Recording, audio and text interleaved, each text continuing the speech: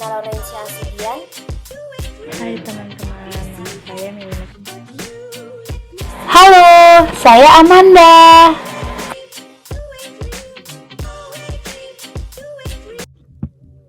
Assalamualaikum warahmatullahi wabarakatuh. Baiklah, sekarang kita akan masuk ke materi submateri. Yang pertama ada teknik penskoran, yang kedua ada pedoman penyekoran analitik, yang ketiga pedoman penskoran holistik. Nah, sekarang kita akan masuk ke pengertian penskoran. Nah, adapun definisi dari pemberian skor atau scoring itu adalah proses pengubahan jawaban instrumen menjadi angka-angka yang merupakan nilai kuantitatif dari suatu jawaban terhadap item dalam instrumen. Nah, definisi sendiri dari skor itu adalah hasil pengerjaan menyekor memberikan angka yang diperoleh dari angka-angka dari setiap butir soal yang telah dijawab dengan benar dengan mempertimbangkan bobot jawaban yang benar. Maka dapat saya simpulkan bahwa penskoran atau scoring adalah suatu proses pengubahan jawaban tes menjadi angka-angka. Nah, itu yang dapat saya simpulkan. Nah, skor ini menurut saya itu adalah hasil pekerjaan menskor yang diperoleh dengan menjumlahkan angka-angka bagi setiap soal tes yang dijawab dengan benar oleh siswa atau peserta didik. Dan skor ini tidak ditentukan dan tidak ditetapkan angkanya karena ditentukan oleh banyak serta bobot-bobot soal-soal tes-tesnya. Lalu dalam menskor atau menentukan angka dapat digunakan 3 macam alat. Yang pertama yaitu kunci jawaban. Kunci jawaban ini adalah penentuan jawaban yang benar. Itu disebut dengan kunci jawaban.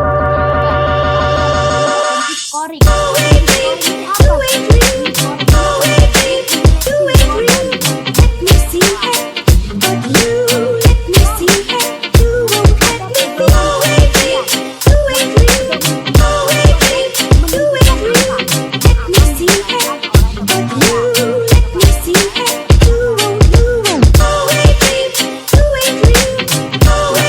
Selanjutnya kita akan mencoba menjelaskan mengenai langkah-langkah pengolahan data. Di mana langkah-langkah pengolahan data yang dapat kita lakukan dalam proses pengolahan tes. Pertama yaitu menskor. Pada tahap menskor ini kita akan memperoleh skor mentah dari 3 jenis alat bantu yang kita gunakan tadi, yaitu yang pertama yaitu kunci jawaban, kunci scoring, dan pedoman konversi. Nah, di mana kunci jawaban ini akan menjadi acuan kita dalam memberikan dalam menilai jawaban hasil tester. Nah, yang kemudian kunci scoring untuk sebagai panduan untuk kita melakukan penskoran, memberikan skor. Nah, selanjutnya yaitu pedoman konversi, yaitu bagaimana cara kita mengubah hasil skor-skor tersebut ke dalam bentuk nilai. Nah, selanjutnya yaitu mengubah skor. Nah, pada tahap ini kita akan mengubah skor mentah menjadi skor standar.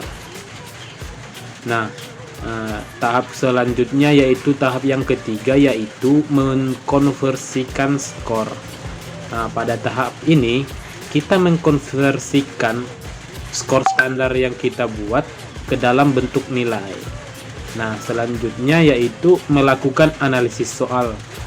Nah, di sini untuk mengetahui derajat validitas dan reliabilitas soal dan tingkat kesukaran soal atau difficult index dan daya pembeda. Nah, selanjutnya kita akan membahas mengenai perbedaan skor dan nilai. Nah, di sini apa sih perbedaan antara skor dan nilai itu?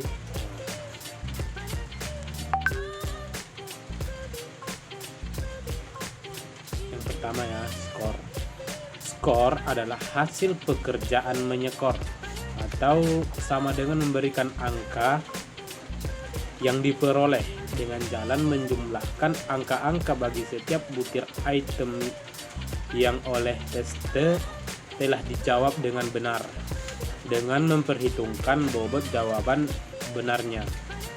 Nah, adapun yang dimaksud dengan nilai adalah angka atau bisa juga huruf yang merupakan hasil ubahan dari skor yang sudah dijadikan satu dengan skor-skor lainnya, serta disesuaikan pengaturannya dengan standar tertentu.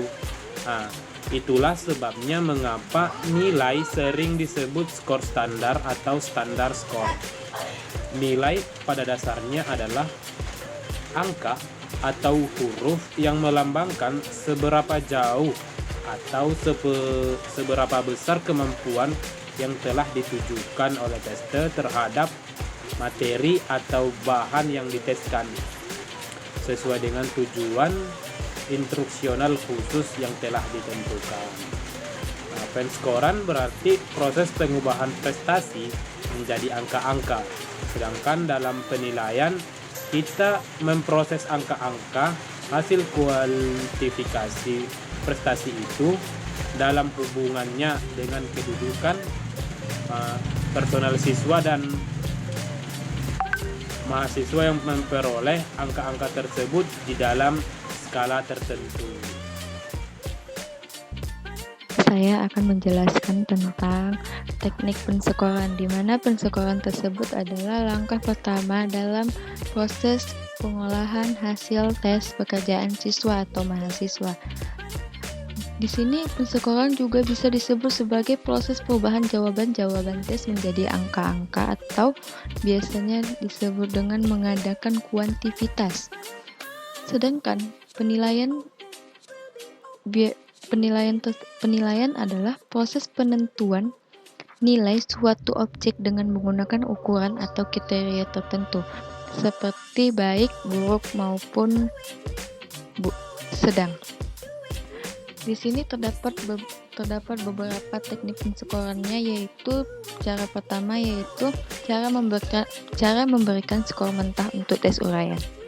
Dalam bentuk tes uraian, biasanya skor mentah dicari dengan menggunakan sistem bobot.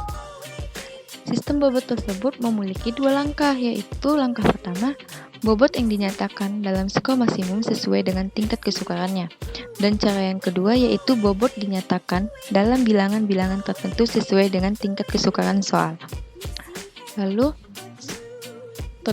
langkah kedua yaitu skor total.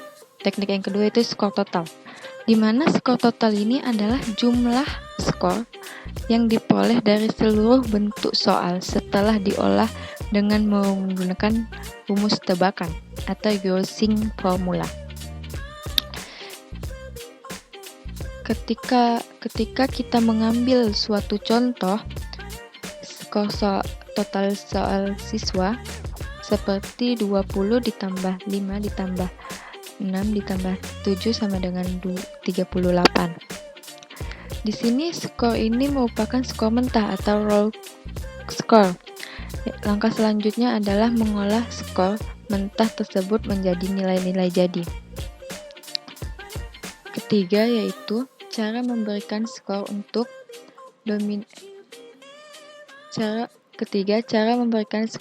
domain psikomotor.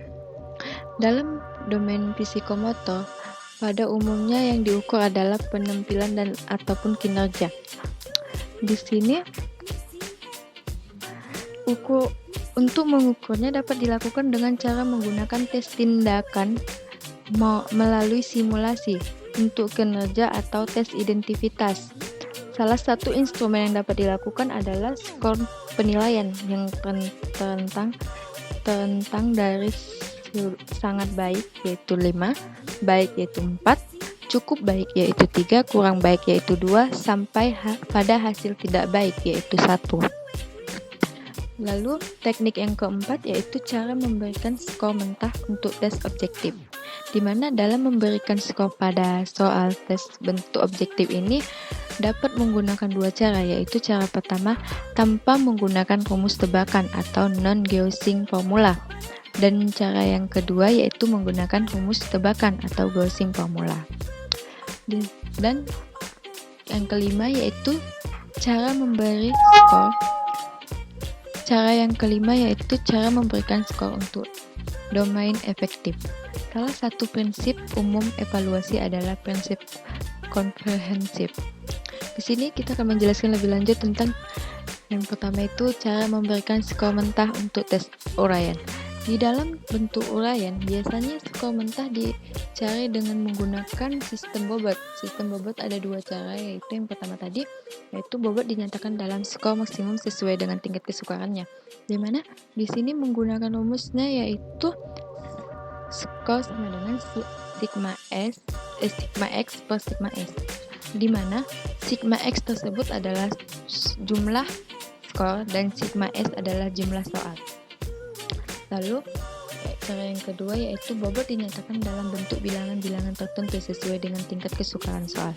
Di sini rumusnya berbeda dengan yang pertama tadi, yaitu dengan menggunakan rumus sigma x per sigma b. Hampir sama dengan yang tadi, ada tambahan yang lainnya. Lanjut, di sini ada contoh di sini ada contoh untuk cara memberikan skor mentah atau untuk tes uraian, yaitu contohnya seperti ini. Seorang peserta didik diberi 4 soal dalam bentuk uraian. Setiap soal diberi skor X maksimal dalam rentang 1 sampai 10 sesuai dengan kualitas jumlah jawaban peserta didik. Jika kita buat dalam bentuk tabel, perhitungan skor dengan sistem bobot ini terdapat, yaitu di mana nomor 1 tingkat kesukarannya mudah, jawabannya betul, skornya 6, dan soal nomor 2 yaitu tingkat kesukarannya sedang, jawabannya betul, skornya 8, dan untuk nomor 3 tingkat kesukarannya sukar, jawabannya betul, skornya 10. Dimana dari jumlah keempat soal tersebut kan terdapat jumlah yaitu 24. Lanjut. Dari soal tersebut kita dapat menentukannya dengan menggunakan rumus yang pertama tadi, yaitu bobot yang dinyatakan dalam bentuk maksimum sesuai dengan tingkat kesukarannya. Dimana rumusnya tadi sigma x sama dengan sigma s, di mana tadi kan sigma x adalah jumlah skor dan sigma s adalah jumlah soal. Di sini terdapat jumlah soalnya tadi ada 4 dan jumlah skornya ada 24, maka langsung saja kita masukkan kepada sigma x per sigma s, di mana sigma x nya tadi 24 dan sigma s nya 4, maka 24 dibagi dengan 4, maka hasilnya 6. Seperti itu.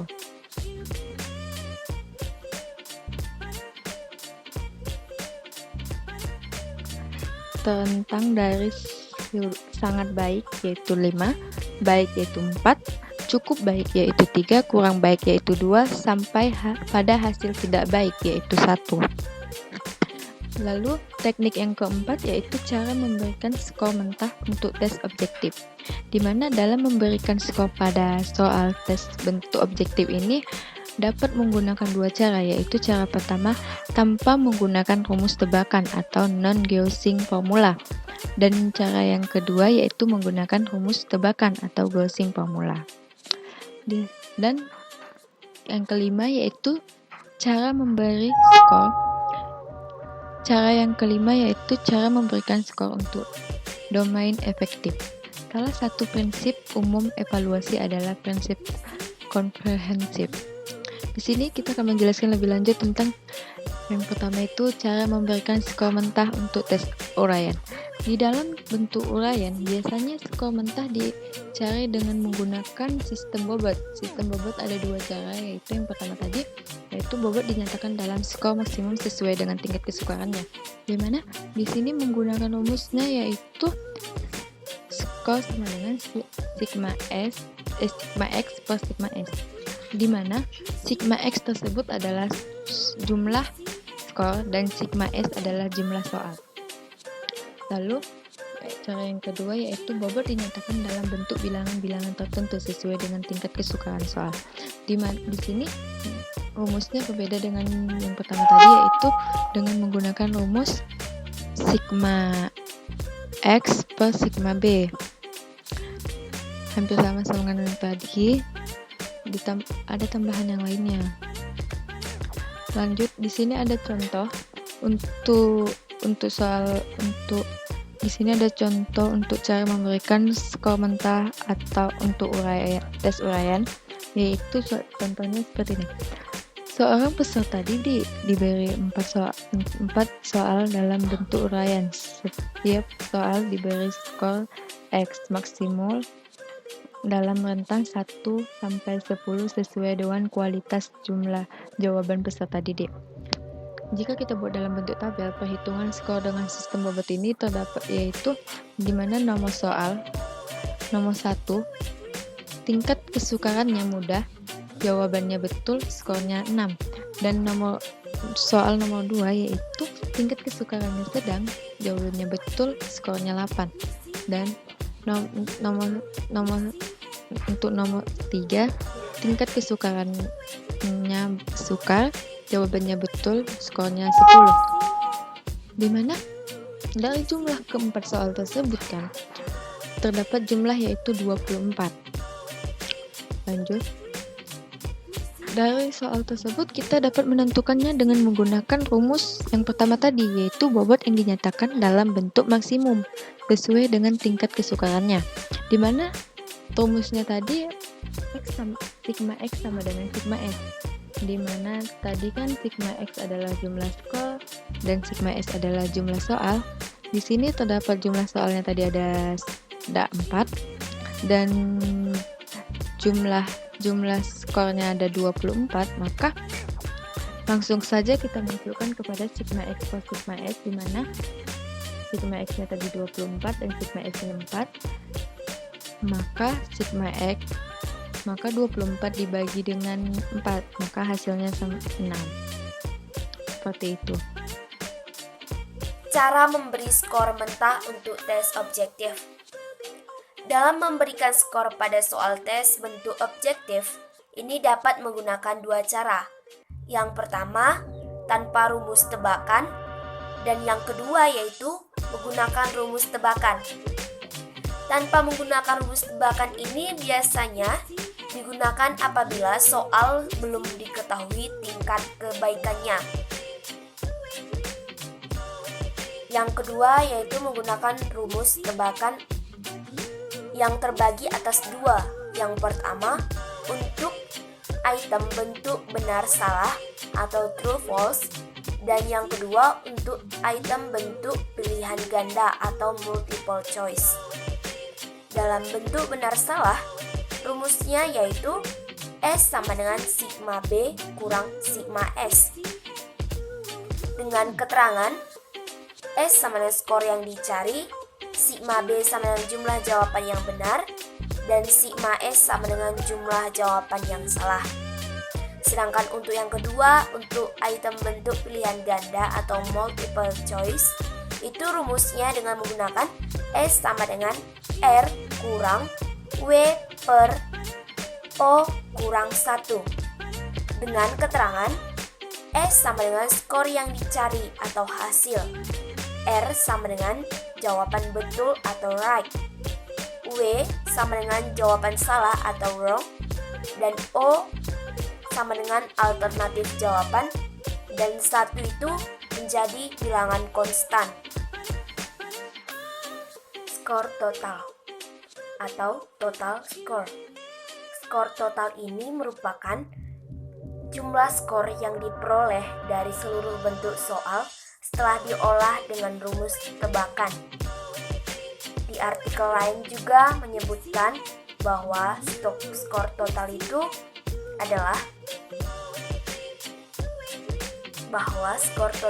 adalah penjumlahan dari keseluruhan item item-item pertanyaan yang berkorelasi signifikan dengan skor total menunjukkan item-item tersebut mampu memberikan dukungan dalam mengungkap apa yang ingin diungkapkan secara valid.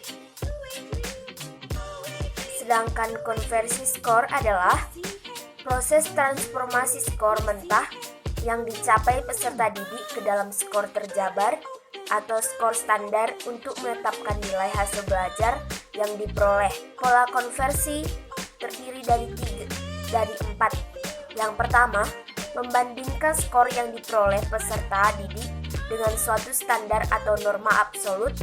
Pendekatan ini disebut juga penilaian acuan patokan atau PAP.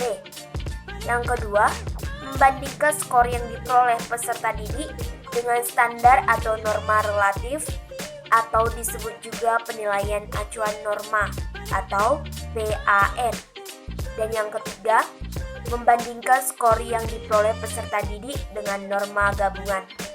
Dan yang terakhir yaitu kombinasi antara norma absolut atau PAP dengan norma relatif atau PAN.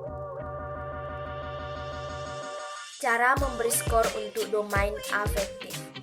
Afektif ikut menentukan keberhasilan belajar siswa. Siswa yang memiliki minat dan memilih minat pada pelajaran tertentu, bisa diharapkan prestasi belajarnya akan meningkat. Bagi yang tidak berminat, sulit untuk meningkatkan prestasi belajarnya. Oleh karena itu, guru memiliki tugas untuk membangkitkan minat, kemudian meningkatkan minat siswa terhadap mata pelajaran yang diampunya. Dengan demikian, akan terjadi usaha yang sinergi untuk meningkatkan kualitas proses pembelajaran. Oleh karena itu, dalam memberi skor domain afektif itu terdiri dari 4 langkah. Yang pertama, salah satu prinsip umum evaluasi adalah prinsip komprehensif. Komprehensif artinya menyatakan keadaan di mana sesuatu dapat menjelaskan keterangan secara lengkap dan luas serta memberikan wawasan yang lebih. Kedua, yaitu tidak hanya dimensi hasil, tetapi juga dimensi proses. Di sini menyatakan bahwa selama proses juga dinilai, bukan hanya hasil dari apa yang didapat. Yang ketiga, yaitu ada 2 komponen penting untuk diukur, yaitu sikap dan minat peserta didik. Dan yang keempat, untuk mengukur sikap dan minat belajar dapat menggunakan model skala, seperti skala sikap dan skala minat. Misalkan, dari instrumen untuk mengukur minat siswa yang telah berhasil dibuat adalah 10 butir. Jika rentangan yang dipakai adalah 1-5, maka skor terendah seorang siswa adalah 10, yakni dari 10 kali 1, dan skor tertinggi sebesar 50, yakni dari 10 kali 5. Dengan demikian, medianya adalah 10 tambah 50 bagi 2 atau sebesar 30. Jika dibagi 4 kategori, maka skala 10 sampai 20 termasuk tidak berminat. 21 sampai 303 kurang berminat. 31 sampai 40 berminat, dan skala 41 sampai 50 sangat berminat.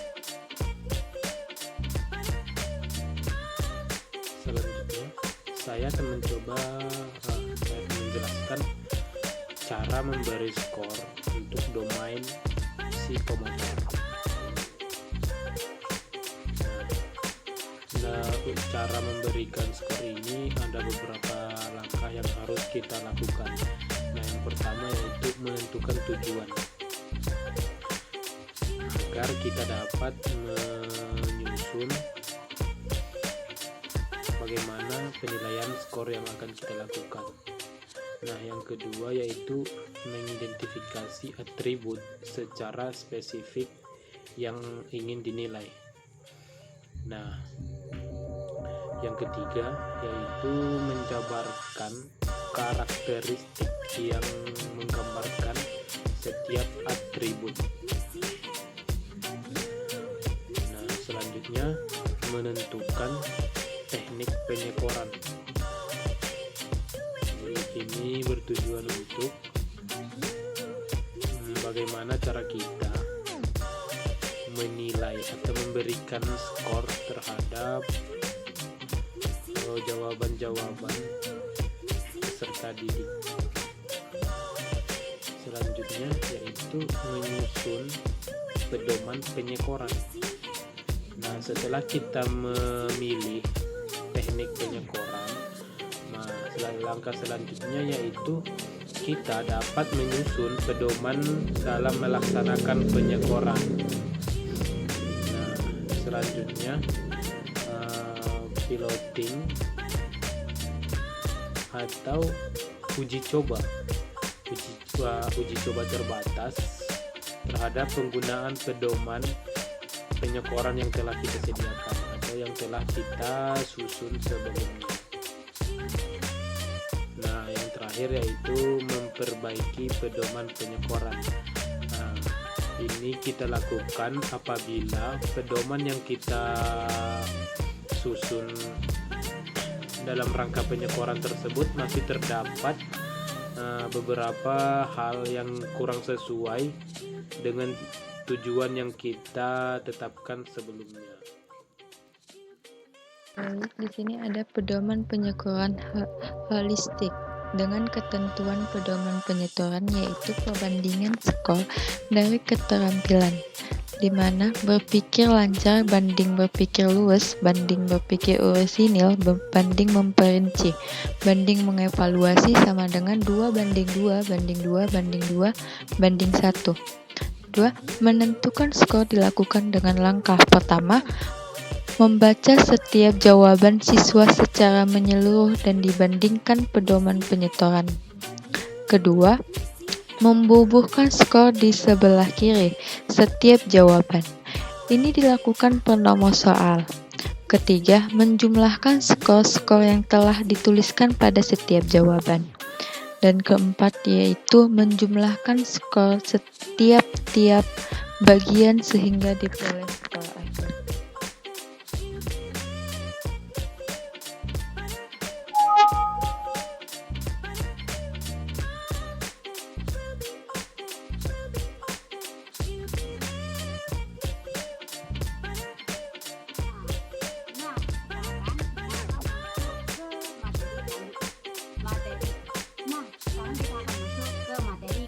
Penyelesaian. Nah, dari segi bentuk pelaksanaannya terbagi menjadi 3. Yang pertama itu adalah tes tertulis, paper atau paper and pencil test. Nah, biasanya tes tertulis ini digunakan para siswa untuk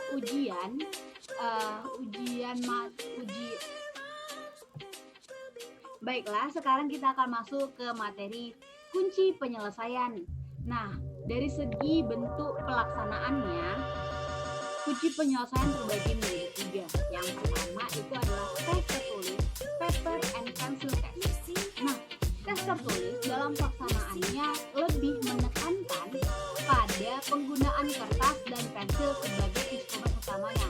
Karena biasanya tes tertulis ini digunakan para siswa untuk ujian MIT atau semester. Lalu masuk ke tes lisan atau oral test. Nah, tes lisan ini dilakukan dengan pembicaraan atau wawancara tatap muka antara guru dan murid. Sama seperti halnya itu juga seperti wawancara ingin masuk kerja. Nah, itu yang digunakan adalah tes lisan. Lalu masuk ke tes perbuatan atau performance test. Nah, tes perbuatan ini mengacu pada proses penampilan seseorang dalam melakukan suatu unit kerja. Lalu masuk ke materi selanjutnya, yaitu dari segi bentuk, soal dan kemungkinan jawabannya itu ada terbagi menjadi 2. Yang pertama itu ada tes esai dan tes objektif. Nah, tes esai ini itu adalah tes yang disusun dalam bentuk pertanyaan terstruktur dan siswa ini menyusun, mengorganisasikan sendiri jawaban tiap pertanyaan itu dengan bahasanya sendiri. Nah, tes esai ini lebih mengarah kepada siswa untuk menggunakan bahasanya dalam menjawab soal-soal. Lalu yang kedua adalah tes objektif. Nah, tes objektif ini adalah tes yang disusun sedemikian rupa dan telah disediakan alternatif jawabannya. Nah, tes ini terdiri dari berbagai macam bentuk. Yang pertama itu adalah tes bentuk salah atau true false. Lalu tes pilihan ganda atau multiple choice. Lalu ada tes menjodohkan atau matching. Lalu ada tes analisa hubungan atau relationship analisa. Lalu masuk ke dari segi fungsi tes di sekolah. Yang pertama itu ada tes formatif. Tes formatif ini adalah tes yang diberikan untuk memonitor kemajuan belajar selama proses pembelajaran berlangsung. Lalu ada masuk ke tes sumatif. Tes sumatif ini diberikan dengan maksud untuk mengetahui penguasaan atau pencapaian peserta didik dalam bidang tertentu. Lalu dilaksanakannya pada tengah atau akhir semester. Lalu masuk ke tes penempatan. Nah, tes penempatan ini adalah tes yang diberikan dalam rangka menentukan jurusan yang akan dimasuki peserta didik atau kelompok mana yang paling baik ditempati atau dimasuki peserta didik dalam belajar. Nah, biasanya tes penempatan ini adalah tes penentuan jurusan antara IPA atau IPS. Gitu. Lalu masuk ke tes diagnostik. Tes diagnostik ini adalah tes yang digunakan untuk mendiagnosis penyebab kesulitan baik dari segi intelektual, emosi, fisik, dan lain-lain yang mengganggu kegiatan belajar siswa. Nah, sekian dari pembahasan materi kali ini. Kami dari kelompok 4 pamit undur diri. Assalamualaikum warahmatullahi wabarakatuh.